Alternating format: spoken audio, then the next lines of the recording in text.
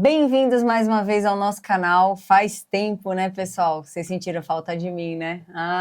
Eu tenho certeza que sim. Me fizeram voltar, na verdade, né? Não era uma escolha muito escolhida, não, mas me fizeram voltar e aí eu vou falar mais um pouquinho para vocês sobre o contexto do que aconteceu. Recentemente, o Fabrício postou um vídeo aqui com uma das nossas colaboradoras, né? A consultora sênior aqui da empresa, e recebemos um comentário até um pouco fazendo uma crítica sobre nós, né?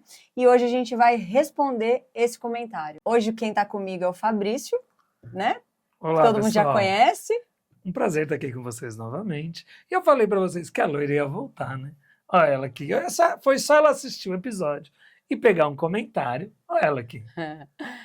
Como todo mundo sabe, né, Fabrício? A gente acaba que... Quando a gente recebe um comentário, independente se for uma crítica ou um elogio, gente, a gente lê, tá? E aí é legal quando vocês comentam, compartilham o vídeo, dá o like, se inscreve no canal, para que a gente possa ter vontade aí de gravar novos vídeos e conversar mais com vocês, né? interagir mais com vocês. Qual foi o nosso comentário? Eu vou ler aqui para vocês, do nosso amigo Fagner Rodrigues. Lembro de um vídeo de vocês há uns 2 anos atrás, dizendo que a Amazon iria empatar com o Meli, ou até mesmo liderar o ramo de marketplace no Brasil. E a Shopee não era indicada, pois corria o risco de sair do Brasil. Porém, como vemos, ocorreu extremamente o contrário. A Amazon é um anão, falando de vendas feitas por vendedores, não de vendas feitas pela própria plataforma, ou seja, aqui ele está se referindo a um P, tá? A Shopee vai de vento em polpa, dando um apavoro no Mercado Livre, ainda bem que eu não escutei vocês.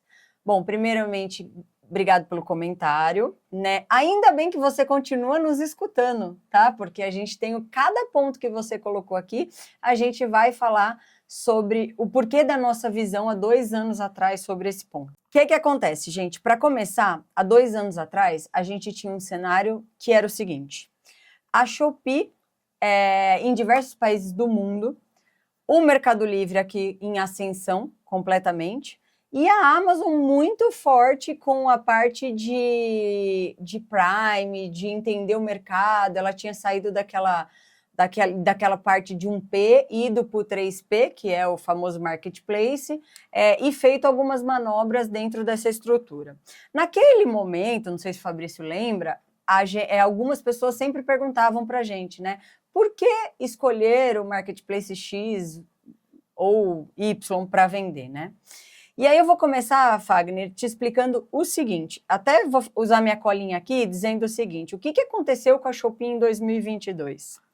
A Shopee em 2022, ela teve uma reestruturação estratégica, ou simplesmente ela começou a dar uma desinflamada em alguns lugares. E esse foi o primeiro ponto. Como que a gente, como consultoria, né, que é especialista em e-commerce, vem num cenário de que um marketplace que não é nem um pouco firmado no Brasil, Até né? porque chegou em 2019, né? Tinha 2 anos.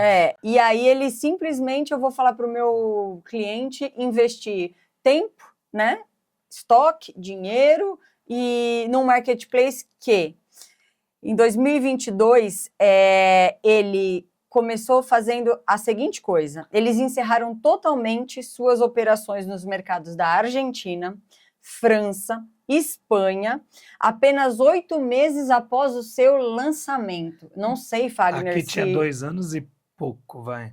Imagina o risco de um crescimento, um investimento naquilo que poderia dar errado. E a gente, como consultor, obviamente que a gente tem uma carteira e a gente recua e previne, Sim, né? claro. Vem do cenário do mercado, inclusive em vários países, né? Inclusive como Polônia e a própria Índia, apesar deles serem asiáticos, tá? E para aquele comentário, inclusive, que a gente fez, os vendedores nesses países foram extremamente prejudicados. Exatamente. Então a gente não queria isso para o povo brasileiro. Inclusive financeiramente, porque teve um problema, inclusive, para resgate de valores das vendas, tal, e teve uma série de... Até aqui teve também. tá? Até aqui muita gente ficou com valor preço.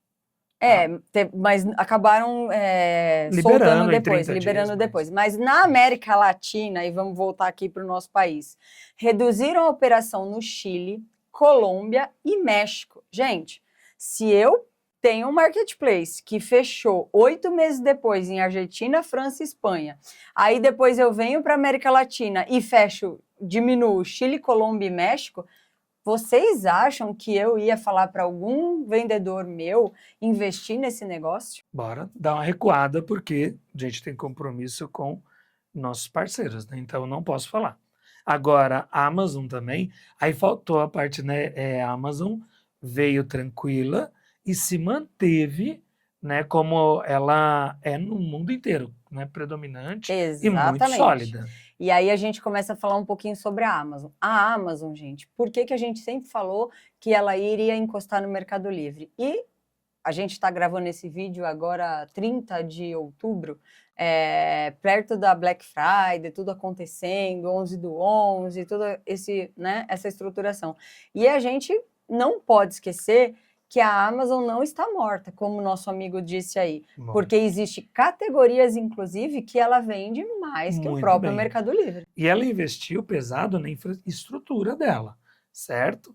Hoje, ela conquistou um grande espaço, inclusive em outras questões. A Amazon não é só marketplace, certo? A Amazon, ela busca hoje a fidelização dos clientes dela. Exatamente. Quem é comprador de Amazon é comprador de Amazon. E não só isso, o que acontece com a Amazon? A Amazon, ela é o marketplace. É um ecossistema. Ela é a logística. Completo, né? Ela é a parte de conteúdo, que é o Prime Video, que todo mundo aí está acostumado. E nessa parte é um ponto crucial, porque é o único marketplace que tem um canal de TV aí que ele pode se comunicar e fazer propaganda e fazer investimento em esportes, que a gente vê aí o jogo do nosso timão sempre lá na Amazon e tal. Então, assim, e a nuvem, que é uma coisa que quase que todas as empresas hoje globalmente utilizam, né, gente? É isso aí. Ela tem um público e uma comunicação direta e muito forte com o público dela. E que não tem quem não assiste, né? Pelo menos se a gente pegar ali o Amazon Prime, é uma comunicação comercial direta dela, né? Até a própria nuvem que todos nós vivemos e utilizamos dela. Inclusive, a gente viu recentemente queda aí nas operações, que tudo era na nuvem da Amazon. Olha onde ela está. Exatamente. E aí, ela investe também na parte de transporte, que foi um ponto crucial para que ela conseguisse ganhar relevância dentro do Brasil, né? E aí lançou o Fulfillment no Brasil, o On-Site. Sim. E toda essa logística que faz com que os vendedores acabam... O FBA faz toda a diferença. Exatamente. E muito pelo contrário do que o nosso amigo Fagner falou, a Amazon, inclusive, ficou 1 ano com os vendedores todos dentro do Fulfillment sem pagar 1 centavo por armazenamento. E acabou de estender mais, tá? De novo, acabou de estender mais, agora é uma outra parte do vídeo, agora que é onde a gente entra no Mercado Livre. Bom, vamos lá. E o Mercado Livre? E o Mercado sempre foi Livre? Líder. O Mercado Livre não tem jeito, né? Nós estamos na América Latina, né? Enquanto alguns saíram, focaram no Brasil, né? Como a Shopee focou no Brasil, certo? Mas saiu de outros países. O Mercado Livre vem expandindo na América Latina, né? Buscando ali a fidelização. E lógico, gente, com a chegada da Shopee, depois dessa estratégia que ela fez, deu uma pressionada no Mercado Livre. Então, ao invés dele recuar, e esse é o ponto. Agora muda, né, a jogada. Esse é o ponto. O Mercado Livre em nenhum momento chegou a recuar. Então, a gente tem que lembrar sempre disso. O Mercado Livre nunca recua, gente. Ele está sempre se mexendo.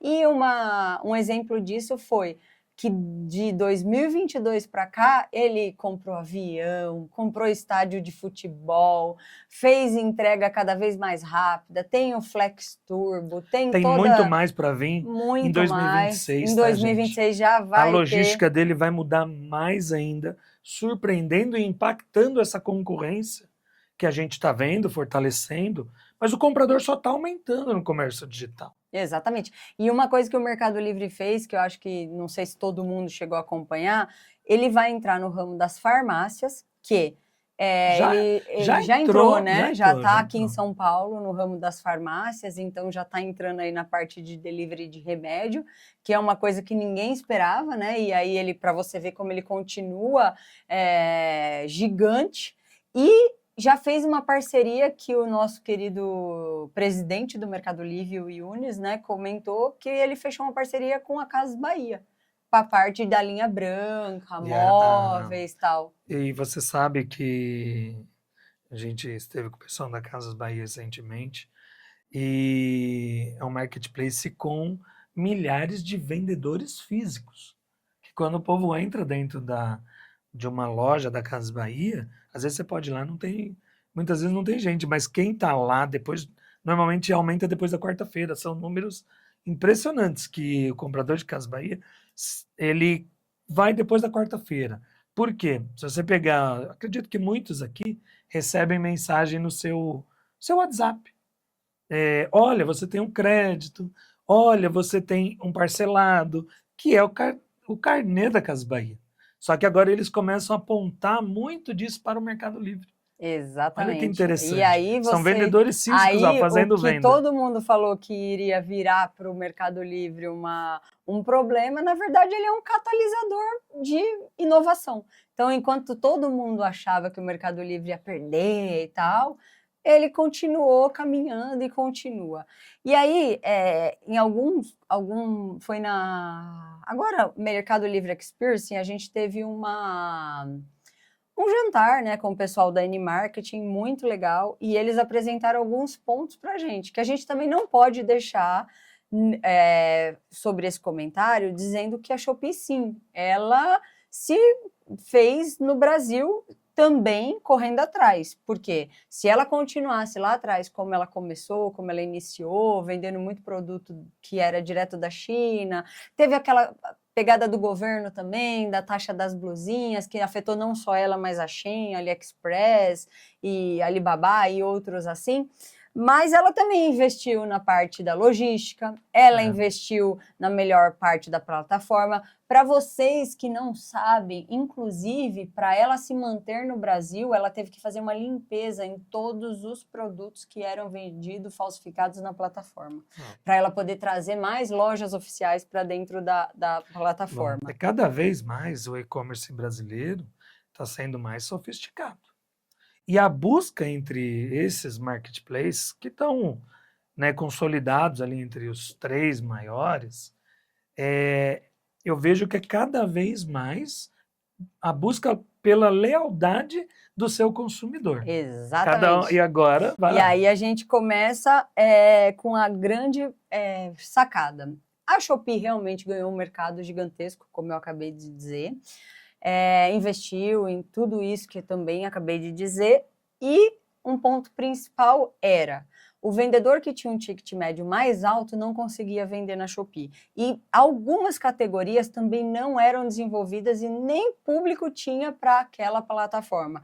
Porque não sei se vocês entenderam, a plataforma da Shopee, ela é como se fosse uma rede social, né? Ela tem ali a parte da live, ela tem a parte da moedinha, do game, de indicação e tal. E para o público brasileiro, isso, num primeiro momento, era para um ticket médio muito baixo. Então, o ticket médio da Shopee não passava de R$80 na época. Sim. Então, um vendedor que tinha muitas vezes produtos muito mais caros que isso, não conseguia vender lá. Então, realmente, ela era o anão da história aqui, Fagner. E não as outras, como você chegou a comentar ali, que o Mercado Livre... Mas a gente está falando de um comércio digital. Esse é um ponto. Ele muda muito rápido e é muito difícil quando você é grande, como o Mercado Livre, se manter no topo. Até porque o consumidor ele cresce gradativamente.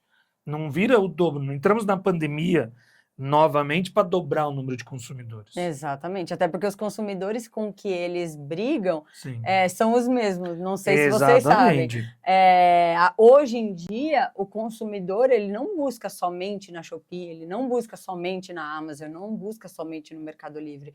Ele busca em todos os marketplaces, inclusive agora com o gigante TikTok, que está aí, né, chegando, aliás, ele chegou chegando, né, não foi ainda está chegando, ele já chegou chegando, e aí ele já fez essa aproximação com as pessoas na parte das lojistas que já tinham, né, vendas online, e já falou, não, traz aqui seu produto para mim, eu vou trazer a parte de influenciador, e aí começa a briga de novo. Então, aí o que aconteceu? Agora, em outubro, o Fabrício falou, acho que no vídeo com a Vitória, da guerra da guerra do... Foi pra você ver aqui. Nem vou comentar, gente.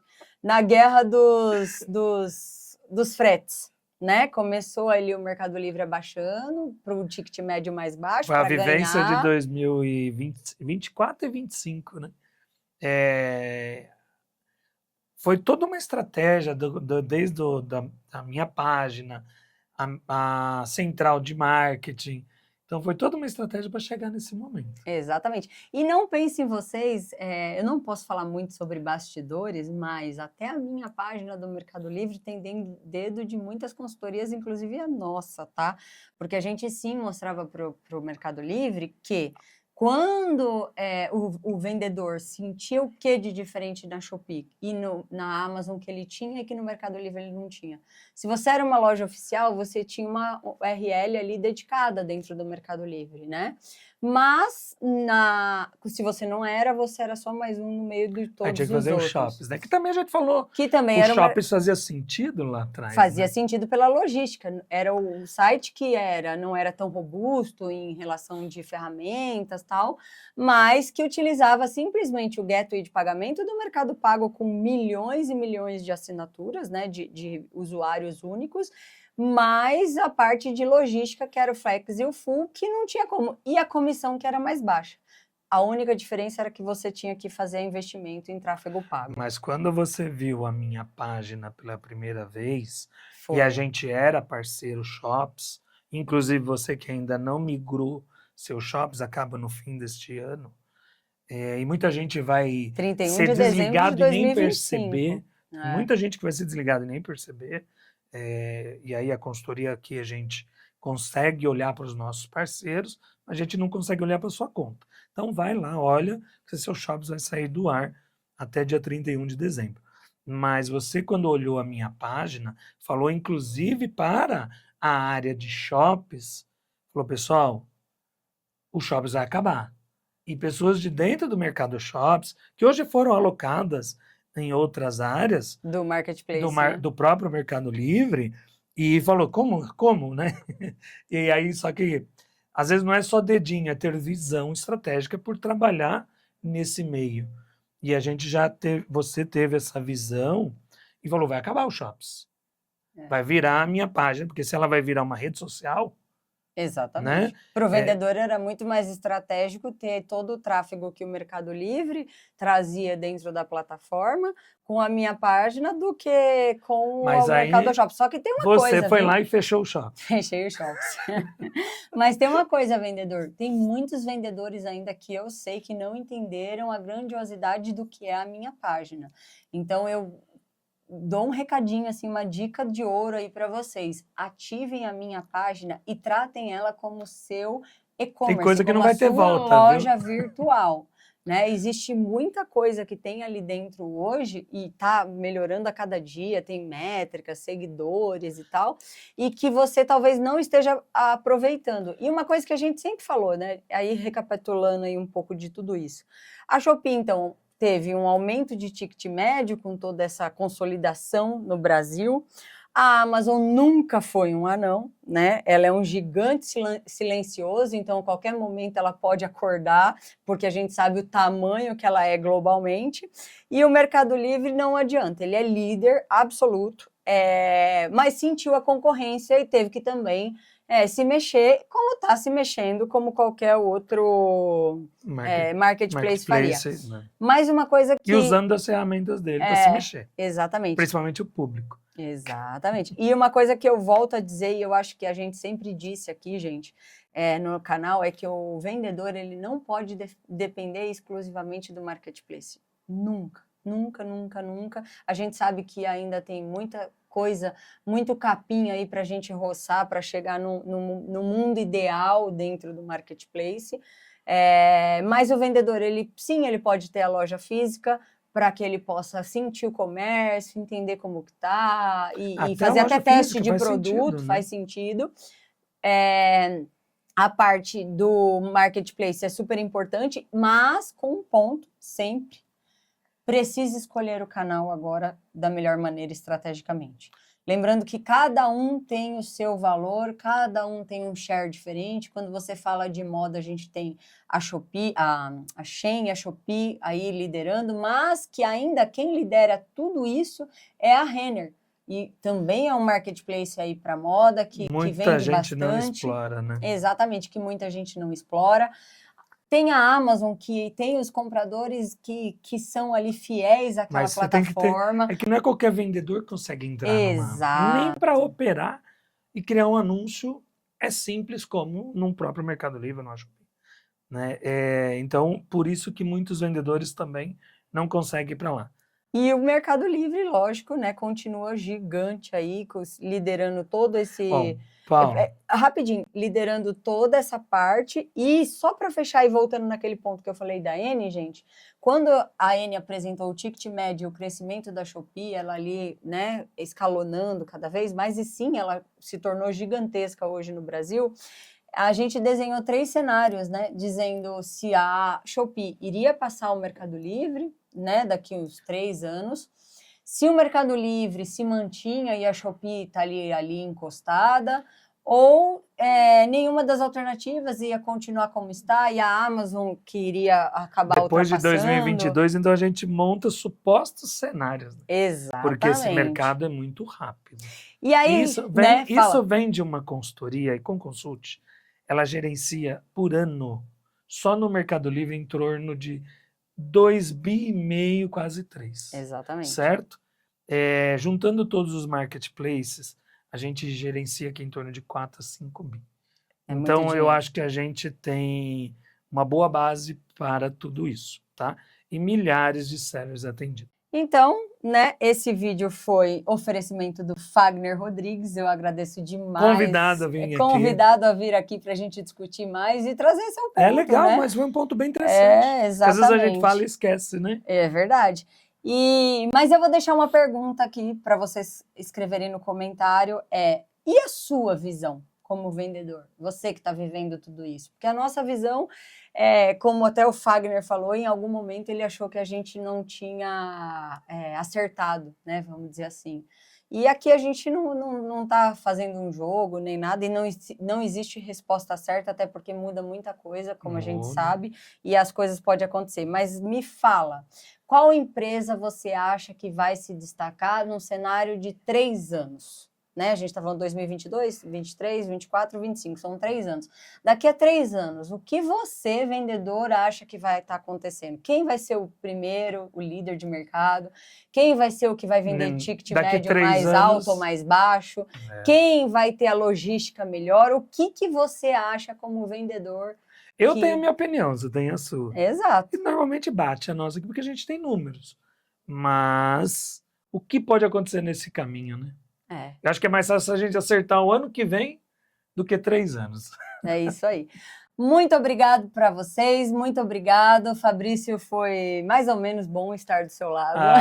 Mas só faz alguns anos só, né? Que é mais ou menos bom. A gente se vê no próximo vídeo, pessoal. Valeu, pessoal.